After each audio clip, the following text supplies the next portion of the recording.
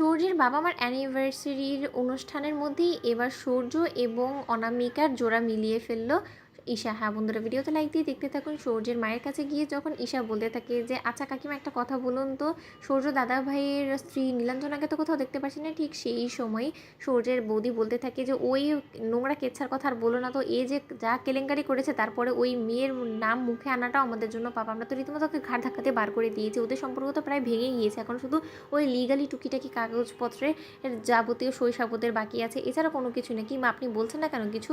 তখন সূর্যের মা বলতে থাকে যে ঈশা, সেসব অতীত সম্পর্কে আমি আর মুখে আনতে চাই না, আর আমার মুখটা নোংরা করতে চাই না। আমি শুধু তোমাকে একটাই কথাই বলবো যে তোমার মতন বৌমা সত্যকার অর্থে তোমার শাশুড়ি মারা খুব ভাগ্যগুণে পেয়েছে, আর এইরকম একটা বৌমার খোঁজেই আমি আছি। তুমি যদি কোনো মতে তোমার চোখে পড়ে যায় যে তোমার মতন অবিকল দেখতে এরকম একটা অমায়িক এবং সকলকে নিয়ে পথ চলার একটা মেয়ে, তাহলে অবশ্যই তুমি আমাকে জানাবে। আমি যত শীঘ্রই সম্ভব এই শুভ কাজটা ছেড়ে ফেলতে চাই। আমি আর চাই না যে সূর্য একাকৃত জীবনে এরকম করে পোহাক। তখন এই কথা বলা মাত্র ঈশা ওর বরের কাছে এসে বলতে থাকে যে আচ্ছা অঞ্জন, তোমার সূর্যদার জন্য অনামিকাকে কেমন মনে হয় বলো তো? না, আমার কেন জানি না মনে হচ্ছে যে ওদের মধ্যে যথেষ্ট পরিমাণে কম্প্যাটেবিলিটি ভালো হবে এবং ওরা ফিউচার জীবনে যথেষ্ট পরিমাণে ভালোভাবে ঘর সংসারটা করতে পারবে। এবার আমার মনে হয় না যে কাকিমাকে কোনো মতে হতাশ হতে হয়, কারণ অনামিকার মতন এরকম অমায়িক মেয়ে আজকালকার যুগে খুবই কম পাওয়া যায়। অন্যদিকে অঞ্জন বলতে থাকে যে এইসব বিষয়ে এগোনোর আগে তুমি বরঞ্চ একবার সূর্য দাদাভাইয়ের সাথে কথা বলে নাও, তার যদি এই বিয়ে নিয়ে কোনো রকম কোনো আপত্তি থেকে থাকে। তখন অন্যদিকে যখন সূর্যের মায়ের কাছে গিয়ে ঈশা বলতে থাকে যে আচ্ছা কাকিমা, আপনি আমার একটা কথা বলুন তো, আপনি ঠিক কীরকম ছেলের বউ চান? তখন সূর্যের মা বলতে থাকে যে বললামই তো যে অবিকল তোমার মতন দেখতে হলেই হবে।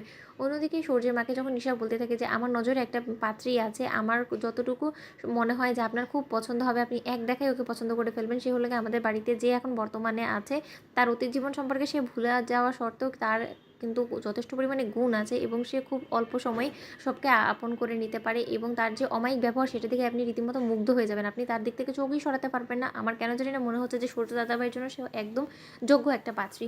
তখন সূর্যের মা বলতে থাকে যে তাহলে তার আর দেরি করছো কেন বলো তো? আমি তো সূর্যের বিয়ে নিয়ে আর কোনো রকম কোনো দেরি করতে চাই না, তোমার কাকুমনিও দেরি করতে চায় না। তোমাদের যদি মনে হয় যে না সূর্যের জন্য ওই মেয়েটা একদম বেস্ট হবে, তাহলে আমরা কালই না হয় সেই মেয়েকে দেখার জন্য তোমাদের বাড়িতে যাব। একবার সামনাসামনি দেখা হওয়া মাত্রই তো আমরা সব পাকাপাকি কথা বলে ফেলবো, যদি আমাদের মেয়েটাকে পছন্দ হয়ে যায়। আর আমি দেরি করতে চাই না, কারণ ওই সর্বনাশী মেয়ে আমার ছেলেটাকে যে পরিমাণে অতিষ্ঠ করে তুলেছে, ওই সর্বনাশী মেয়ের থেকে যত শীঘ্রই সম্ভব পিছা ছাড়াতে পারলেই আমরা গোটা পরিবার একটু শ্বাস নিতে পারবো নিশ্চিন্তের। কারণ আমরা আর সহ্য করতে পারছি না ওই মেয়ের সাথে যতদিন পর্যন্ত সূর্য সম্পর্কটা ঝুলে থাকবে, ততদিন পর্যন্ত আমরা নিশ্চিন্তে কোনো মতে ঘুমোতে পারবো না। অন্যদিকে সূর্যর কাছে গিয়ে যখন অঞ্জন বলতে থাকে যে আচ্ছা সূর্যদা, তুমি কি নতুন করে নিজের জীবন শুরু করার কথা ভাবছো? তখন সূর্য বলতে থাকে যে এক জীবনে যে পরিমাণে আমি আঘাত পেয়েছি, বিশ্বাসঘাতকতা আমার আর শেষ নেই, তাহলে এরপরে আর কী করি বা নতুন জীবন নিয়ে ভাবতে পারি বলতো? তো বন্ধুরা, ভিডিওটি ভালো দেখতে লাগলে আমি শেয়ার করে সাবস্ক্রাইব করতে ভুলো না।